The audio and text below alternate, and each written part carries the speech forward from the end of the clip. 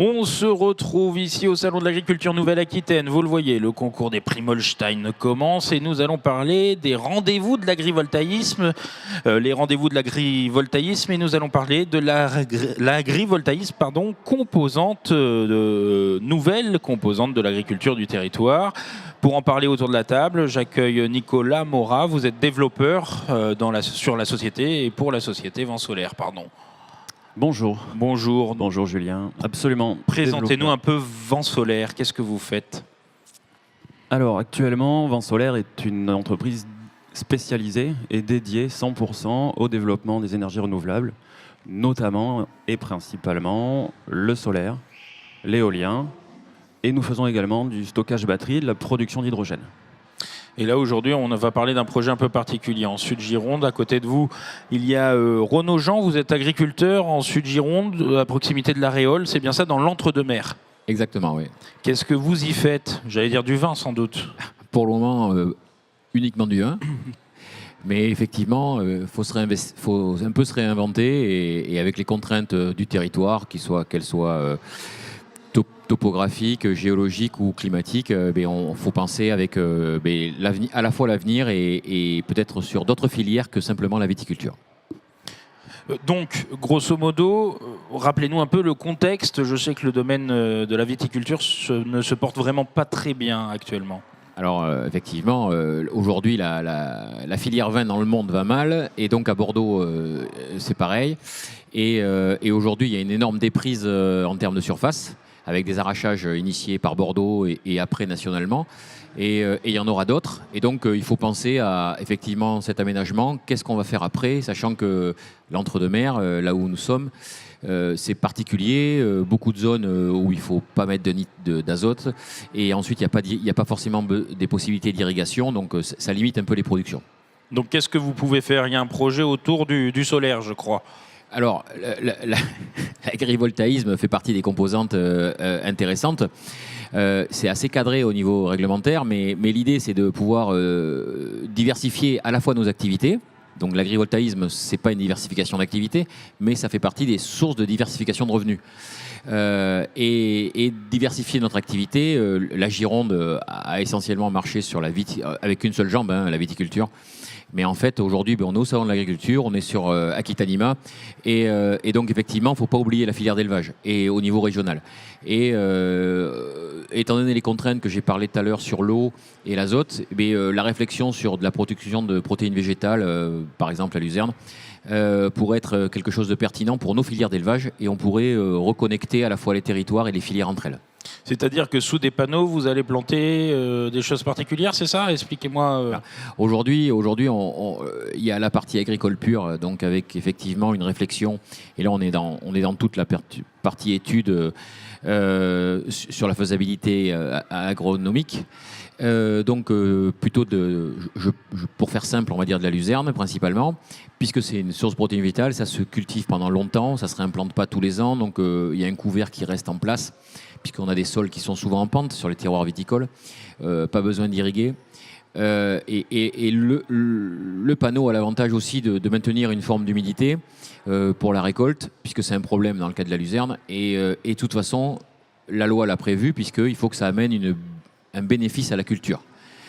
Donc faut pas simplement que ce soit tolérable pour la culture, il faut que ça amène un bénéfice. Donc effectivement, c'est en train de matcher, mais pour aller un peu plus loin, et on va en parler après, mais pour aller un peu plus loin, c'est pas simplement faire de la luzerne, c'est aussi une réunion de plusieurs projets individuels, donc ça devient un projet collectif, et remettre en place une filière, c'est-à-dire on a en réflexion aussi la création d'un séchoir, qui pourrait effectivement augmenter la valeur ajoutée, garantir un niveau nutritionnel de ces cultures. Je reprends le cas de la luzerne. Mais en même temps, la viticulture, c'est plein de petites parcelles. Et aujourd'hui, faire des céréales, par exemple, c'est très compliqué, c'est pas forcément rentable. Surtout si on les vend sur le cours mondial. Par contre, si on les sèche et on les conditionne, On n'est pas tous obligés de devenir des paysans boulangers, mais par contre, on pourra peut-être vendre du grain par sac de 25 ou 30 kilos à des gens qui en ont besoin, et il y a un vrai marché pour ça. Et d'un seul coup, la valeur ajoutée, elle revient aux producteurs. Donc il y a une réflexion assez transversale. Et c'est une réflexion qui est collective également. Ce projet, il est collectif. Expliquez-nous, c'est une particularité de ce projet. Alors voilà, puisque tout à l'heure j'ai parlé de somme de projets individuels, parce qu'en fait on voit chacun midi à notre porte en fonction de nos terroirs, de nos zones, de notre parcellaire. Donc il y a cette vraie individualité. Et on est sur des intercommunalités qui ont leur mot à dire. Donc il y a une partie individuelle. Mais il y a une partie collective, parce que si je parle de séchoir, c'est bien que parce qu'il y aura tout le monde, ça peut marcher, quoi. Vous êtes combien de viticulteurs ou alors aujourd'hui, on est agriculteurs large et viticulteurs, parce qu'en fait, je suis un des rares à être que viti. Les autres ont d'autres productions.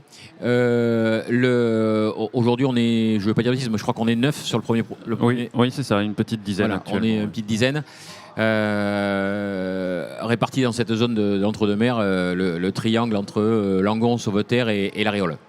Très bien. Mais vous êtes accompagné donc par Vent Solaire, Nicolas. C'est un projet un peu qui change de la normale, non? Ou c'est normal justement? Dites-nous. Moi, c'est vrai que c'est la première fois que je vois un projet comme ça collectif. Absolument, vous avez raison, Julien. C'est pas quelque chose qu'on peut qualifier d'extraordinaire, parce qu'il n'y a rien d'extraordinaire à ce que des hommes se réunissent pour avoir un projet commun. Cependant, c'est effectivement assez rare d'arriver à mutualiser des productions dans un objectif qui aura des retombées sur l'intégralité du territoire, notamment l'entre-deux-mers, voire au-delà, puisqu'on peut viser justement des filières d'excellence qui vont pouvoir bénéficier de ce projet qualitatif sur l'échelle de la région, donc d'autres départements. Donc là, il va y avoir des panneaux photovoltaïques installés et un séchoir, c'est bien ça. Les panneaux photovoltaïques vont alimenter le séchoir. Comment ça se passe? Alors, pas tout à fait. Aujourd'hui, donc comme le disait Renaud, une petite dizaine d'agriculteurs répartis sur un territoire donc, de l'entre-deux-mers. Globalement, on est sur 5-6 communes. Donc on travaille aujourd'hui avec les collectivités, avec les mairies pour essayer de construire au mieux pour les agriculteurs, mais aussi pour le territoire, ce projet-là. C'est pas anodin, puisqu'encore une fois, on est sur de nombreuses communes qui sont concernées, donc on doit concerter tout ça, tous ensemble. Et le séchoir est plutôt une composante, on le disait tout à l'heure, une pierre angulaire de ce projet-là, et donc ce séchoir va être centralisé sur le territoire, de manière à ce que chacun des agriculteurs puisse apporter l'ensemble de sa production. Ce séchoir, je vais laisser Sébastien. Oui, Sébastien, vous êtes expert agricole pour AS Développement. Expliquez-nous un peu ce séchoir, comment ça se passe et quelle est l'utilité d'un séchoir pour des agriculteurs et viticulteurs ou anciens viticulteurs finalement, mais bon. Merci Julien. Avant d'expliquer le fonctionnement ou l'utilité du séchoir, on va peut-être rappeler le contexte pédoclimatique de ce projet, de ce territoire, puisqu'on parle bien de projet territorial. Et sur ce morceau du sud Gironde, il y a tout un tas de particularités qui sont liées au climat, qui sont liées au sol, qui sont liés aussi aux pratiques culturelles historiques, et notamment une prédominance de la viticulture sur les dernières décennies. Donc une nécessité d'avoir une approche générale qui tienne compte de tous les enjeux pédologiques, climatiques, territoriaux, mais aussi humains, puisqu'on parle d'un projet qui rassemble presque une dizaine d'agriculteurs. Il faut tenir compte de la particularité de chaque exploitation, de chaque personne, du contexte humain, social de chaque famille qui a derrière. Donc on a travaillé depuis quelques mois sur ce projet, en ayant en fait une prise de recul sur l'ensemble des enjeux des agriculteurs et des exploitations en place. Et on a, à force de discuter avec les uns et les autres, élaboré un projet général, un projet qui va servir le territoire, qui va servir chacune des exploitations et qui devrait permettre aussi de sécuriser sur le long terme les exploitations. L'idée générale, comme l'a dit Renaud, c'est d'éviter d'aller vers des sujets qui posent déjà des problèmes aujourd'hui, qui sont en impasse technique, soit à cause du changement climatique, soit à cause de la nature et la qualité des sols, soit à cause des sécheresses estivales ou des hivers et des printemps qui sont extrêmement humides. Donc l'idée, c'est d'aller plutôt vers des systèmes de prairies et de rappeler quelques points qui sont évidents. Aujourd'hui, les élevages de Gironde, les élevages de Nouvelle-Aquitaine, les élevages français, globalement souffrent d'un déficit protéique. On a du mal à assurer l'autonomie protéique des élevages. Qu'est-ce qui permet d'assurer au maximum l'affouragement des animaux et l'autonomie protéique des élevages? C'est l'herbe. Une luzerne va produire entre 2 tonnes et 2 tonnes de matière protéique à l'hectare par an. Un trèfle bien conduit, c'est 1,8 tonne. Un soja qui est réputé être la légumineuse graine la plus productive en protéines, on est à 1,4 tonne à peu près. Donc beaucoup moins. C'est contre nature un petit peu. On a plutôt un a priori qui n'est pas celui-là. Un maïs correctement conduit, c'est 800 kg de protéines à l'hectare. Donc le maïs ne répond pas à l'enjeu directement de la production de protéines, mais plutôt à la production ce qu'on appelle d'UF, de sucre. Bref, tout ça pour dire quoi? Pour dire que ces parcelles combinées, les enjeux des agriculteurs en place convergent vers la production herbagère. Le contexte climatique, le contexte du sol, tu l'as rappelé Renaud, le sol, ces parcelles sont en déclivité, donc il y a aussi une question d'érosion. Et donc le fait de maintenir une couverture permanente avec des prairies qui vont être cultivées pendant des années permet aussi de limiter ces problématiques-là, problématiques de qualité de l'eau. Et donc on a mis en place un projet collectif de production fourragère et de valorisation au travers d'une plateforme de séchage, de conditionnement, de stockage, afin que ce fourrage puisse être commercialisé facilement, qu'il puisse être très qualitatif, monter en qualité, donc être beaucoup plus présent sur la chaîne de valeur et intéresser des éleveurs peut-être un petit peu plus techniques, des éleveurs caprins, des éleveurs au vin lait dans le sud du département, ou des éleveurs ici en bovin viande qui veulent monter sur vraiment un fourrage très qualitatif et aller sur de la viande d'excellence. Et donc voilà, on a imaginé ce projet-là, donc on est encore en cours d'études, et donc il y a encore beaucoup de choses à élaborer, mais l'idée générale, c'est d'utiliser ces parcelles, d'utiliser le projet photovoltaïque pour sécuriser la production fourragère et produire du fourrage de qualité qui va pouvoir être commercialisé facilement. Sécurisé, c'est-à-dire qu'avec l'ombre, ça crée un peu d'humidité, c'est ce que vous expliquiez tout à l'heure, Jean, hein, c'est ça? Le microclimat qui est généré par les panneaux, alors on rappelle des choses évidentes qu'on a déjà dites plein de fois pendant ces 5 jours. L'agrivoltaïsme, ce n'est pas le remplacement de la culture par du photovoltaïque, hein, c'est bien la coactivité des deux, et légalement c'est rendu obligatoire depuis le décret d'avril 2024. Donc on a l'obligation de maintenir la productivité des parcelles, sans quoi la centrale risque le démantèlement. Donc il n'y a aucune, aucun échappatoire, on est obligé de satisfaire ça. Lorsque l'on conçoit correctement une centrale agrivoltaïque, que l'on espace suffisamment les panneaux, qu'on les met à une certaine hauteur afin que les outils puissent passer, qu'on définit un itinéraire culturel qui convient et qu'on choisit des espèces, en l'occurrence des espèces herbagères, qui vont plutôt bénéficier de l'ombre partielle apportée par les panneaux, on va maintenir un certain niveau de productivité, voire dans certains cas augmenter la productivité de l'herbe si on s'y prend bien. Ça, c'est le premier point. Le deuxième point, c'est puisqu'on va créer ce microclimat, les panneaux vont jouer un rôle de protecteur au niveau des cultures. Un protecteur évident contre les aléas climatiques, les grands abats d'eau, la grêle, etc. Mais sur des prairies, ça a assez peu d'impact. Ce qui va avoir de l'impact, c'est les sécheresses extrêmes l'été et l'intensité des gelées qui vont faire diminuer la température du sol en hiver. Et donc les panneaux créent ce microclimat, une couverture en hiver qui va plutôt radoucir le climat local de la parcelle et donc faire en sorte que le sol soit beaucoup moins froid en sortie d'hiver afin que la prairie puisse démarrer le plus tôt possible.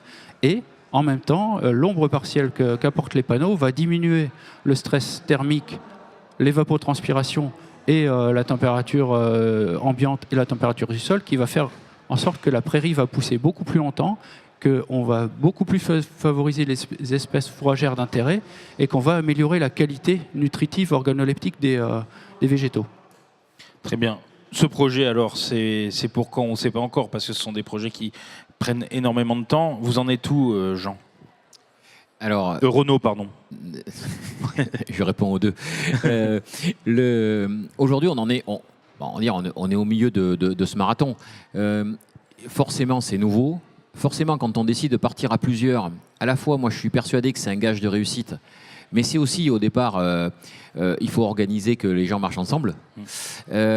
Et par contre, la vraie innovation, elle est bien sûr qu'elle est technique, technologique, mais l'innovation, elle est de multiples. Pour ça qu'on parle des composantes du territoire, mais c'est composantes au pluriel, puisque à la fois on recrée des filières qui étaient un peu abandonnées. C'est-à-dire qu'aujourd'hui, les protéines végétales, comme ça a été très bien dit, c'est tout de suite on pense au soja, on n'est pas producteur, enfin, on n'arrivera jamais à ça.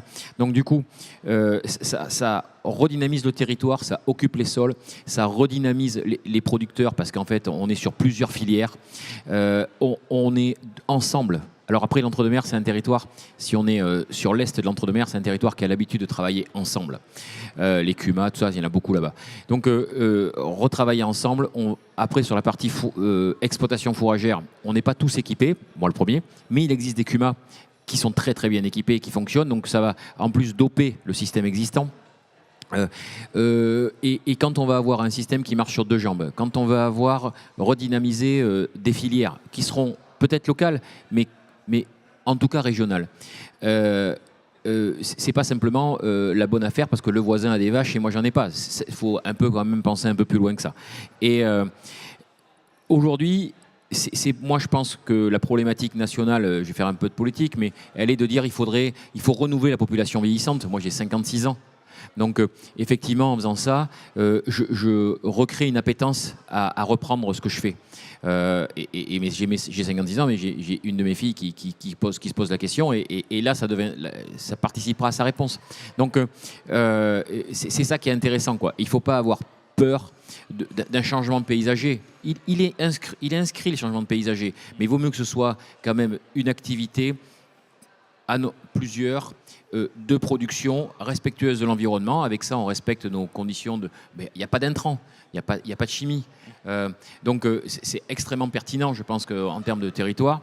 Et ouais, il va y avoir peut-être quelques panneaux, mais s'il n'y a pas ça, il y aura des ronces. Et donc, les gens qui aiment se promener dans la nature, ils ne vont pas plus pouvoir se promener longtemps, quoi. Donc, de toute façon, oui, il y a un changement, mais il y a un changement pour le bien commun. Et on est les premiers aménageurs, quoi, les paysans. Et il faut qu'on en prenne la dimension. Et là, on a une dimension qui est collective. Et aujourd'hui, on a une réponse des élus, quels qu'ils soient, des représentants de l'État, qui ont un œil, qui sont observateurs, mais qui ont un œil positif. Ils sont là. On est au début, on n'est pas au début, on est à la moitié. Mais ils sont là pour voir, mais d'un a priori négatif, ils sont passés à un a priori positif. Et je voulais dire aussi quelque chose. Depuis 30 secondes, là, je parle un peu politique, mais Vent Solaire, c'est aussi une structure qui vient d'un groupe public. Et je crois que c'est important aussi. C'est important aussi que notre système public participe à l'industrialisation et au territoire. Et ce n'est pas simplement des gens qui feraient des bonnes affaires, soi-disant, contre des paysans. Non, moi, voilà, derrière, il y a du public et à titre personnel, moi, ça me plaît. Très bien. Sébastien, vous vouliez rajouter quelque chose Oui, pour aller dans ce sens-là. Alors, c'est vrai que Vent Solaire a un historique en fait, qu'on ne connaît pas forcément, mais c'est une filiale de la CNR, la Compagnie nationale du Rhône, et donc, qui a plus de 100 ans. C'est une entreprise qui a plus d'un siècle, si je ne me trompe pas. Qui a fêté ses 90 ans l'an dernier, oui, tout à fait. Pas loin de 100 ans, j'exagère un peu. Bientôt un siècle. Et donc, qui est légitime pour structurer ce type de projet d'envergure, parce que c'est un projet qui a quand même une certaine ambition, parce qu'il draine un collectif d'agriculteurs qui se coordonnent. Ce qui est important à dire, vous avez vu, on n'a pas parlé de revenus, on n'a pas parlé d'économie, parce que ce n'est pas le sujet numéro un. C'est-à-dire que le driver, ce qui pousse les agriculteurs à aller vers ça, ce n'est pas le revenu agrivoltaïque, contrairement à à l'a priori que l'on a en tout premier lieu. C'est avant tout les questions de diversification et c'est les questions de capacité à recréer un système agricole territorial ou collectif ou individuel.